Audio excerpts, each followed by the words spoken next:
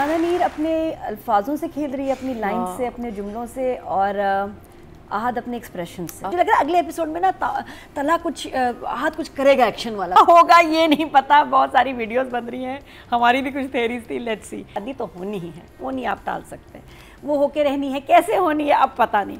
और क्योंकि ये जिद पे है, बच्चे के साथ जितने सीन आते हैं वो इतने कमाल होते हैं, इतनी फीलिंग वाले, और वो भी इन पर्सन नहीं है, वीडियो कॉल पे। इतना इमोशन वीडियो कॉल से भी आ रहा है। बहुत अच्छी परफॉर्मेंस है। Even Ahad was amazing. मैं हमेशा कहती हूँ कि रिव्यू जब आप करते हैं, 2-3 लोग ड्रामा देखते हैं, कभी एक राय नहीं होगी। और मज़े की बात यही है। ये मैंने अपनी पोजीशन क्लियर कर ली, क्योंकि मैं अब कैसे कहूँ कि मुझे वो सीन बड़ा अच्छा लगा मुझे रोहेल वाला बड़े मज़े का सीन लगा, मैं बड़ी हंसी हूँ। क्या हो रहा है बस? No, I loved it. It's a different thing. बस वही बात है कि आप किस फ्रेम ऑफ माइंड। मुझे लग रहा है कि ड्रामा क्योंकि सीरियस हो रहा है, दूसरा ट्रैक बहुत सीरियस हो गया है, तो रोमांटिक कॉमेडी लिखनी थी, तो वो जो कॉमेडी है उस ऑडियंस को पकड़ा हुआ है उन्होंने इन 2 ट्रैक्स से, सलीका के और रोहेल के। बिल्कुल डिस्कनेक्टेड है, लेकिन जितना वो पार्ट था बड़े मजे का। डिस्कनेक्टेड नहीं है। हाँ नहीं, मैंने कहा वो नहीं है, लेकिन ये कि इन दोनों, नहीं ये वाला डिस्कनेक्टेड है, वो वाला नहीं है, लेकिन इन दोनों ट्रैक से कॉमेडी रखे हुए हैं। क्योंकि ड्रामे में इनको कॉमेडी रखनी है। मसला है कि तला और रोशी का इतना सीरियस ट्रैक है कि उसमें अब कोई फनी मोमेंट ही नहीं है, because they have to put comedy inside, जो उनका है प्लान। और रमज़ान भी फिर आ गया सारा, तो उसमें अच्छा लग रहा है। मुझे तो ना क्यूट लगा जिस तरह उसने बचाया है ना अपनी सास को।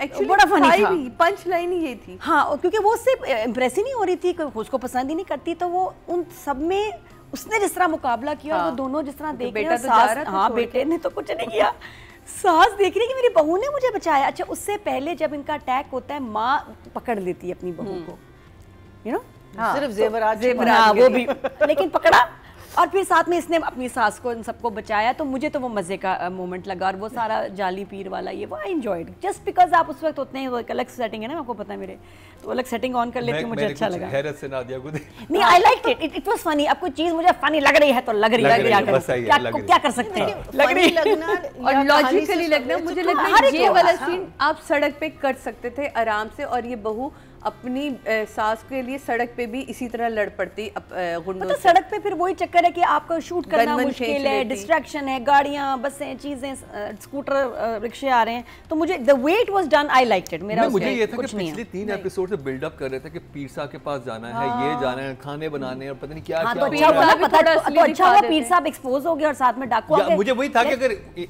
अगर आप कोई एक्चुअली इसमें कोई लॉजिक तलाश कर रहे हैं, तो शायद ये मैसेज देना चाहते हैं कि जो ऑनलाइन बाबे होते हैं उनके ऊपर आप बिलीव ना किया करें। नहीं था उसमें, बस ये था कि इसने बचाया, दोस्ती हो गई। अब उस घर में अब बुरी दाढ़ी लगी हुई थी उसकी, और जैसे वो कॉमेडी थी जैसे, और बड़े प्यारे काम हो रहे, तुमने उससे और चीजें नहीं देखी। दाढ़ी तो जब क्या फरार देख रहे थे तुम, मीम से मोहब्बत देख रहे थे। और कंसिस्टेंटली गलतियां यहाँ हो रही हैं, किसी को कोई फर्क नहीं पड़ा। 14 मिलियन लोग देख रहे हैं सिर्फ 3 दिन में। वाह वाह। तो आप देख लें कि कितनी इसकी फैन फॉलोइंग है, पसंद आ गया लोगों को, अब जो मर्जी हो जाए। It is good. I mean, like you can't say कि it's not good. It is. It's a lot. अच्छा भी है, बहुत जो आहद वाला और जो it's a lovely track. वो जो कैरेक्टर है दानिर वाला, वो तो अमेजिंग है। बिल्कुल। और अभी एक्टिंग इतनी कमाल की है उसमें। और अब जो स्टोरी वहाँ बढ़ रही है, जहाँ शादी का सीन तो होना है, तो मे बी जो मैंने प्रेडिक्ट किया था कि वीडियो उसकी लीक होगी, लेकिन मैंने अभी प्रोमो देखा है कि शारिक को अरेस्ट कर लिया, पकड़ लिया, बीच में पता नहीं पकड़ लिया किसी वजह से, क्योंकि साइबर क्राइम की वो कंप्लेन कर चुकी है, रिमेंबर। तो उन्होंने उसके सोशल मीडिया, तो मे बी अब ये मुझे सबसे अच्छा लगा कि ये बड़ी इंपॉर्टेंट बात थी, इंपॉर्टेंट न्यूज़, बहुत इंपॉर्टेंट बात, to give the information as to how it's done. अब 14 मिलियन लोगों को पता चल गया कि जब आप कंप्लेन करते हैं तो फौरन साइबर क्राइम पहले उस शख्स के सोशल मीडिया अकाउंट्स बंद करते हैं, तो दे आर एक्टिव। और बाकी इस तरह की थ्रेट्स को ना, जब कोई मैंने उनसे पूछा था कि सबसे आप ज्यादा किस कंप्लेन को सीरियसली लेते हैं, तो कहते हैं इसी तरह की वीडियो। आपको मैं एक बात बताऊं, हमने जब when I was doing crime show, तो हमने एक केस किया था जो सबसे पहले जिसका वर्डिक्ट आया था, वो केस हमने एक्सपोज किया था। एक लड़की जिसको एक लड़का ब्लैकमेल कर रहा था, तो जो पहला केस कोर्ट में गया था जब साइबर क्राइम एक्ट बना है 2016 में, तो वो पहला उस वाले पे आया था।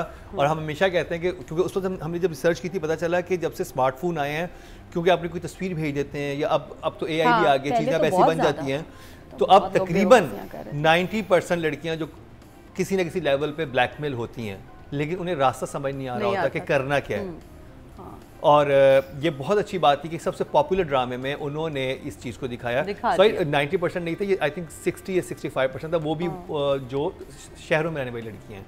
बिल्कुल उनके बारे तो में अभी इसमें इम्पोर्टेंट ये चीज़ हुई है कि तलहा को पता चल गया कि ये तो शारिक को मिल रही है, ये तो उससे मंगनी हो रही है। और पहले उसने जिस तरह बोला है कि भाई ये तो मेरी मर्ज़ी से हो रही है, ही काइंड ऑफ बिलीव्ड इट कि अच्छा कुछ होगा।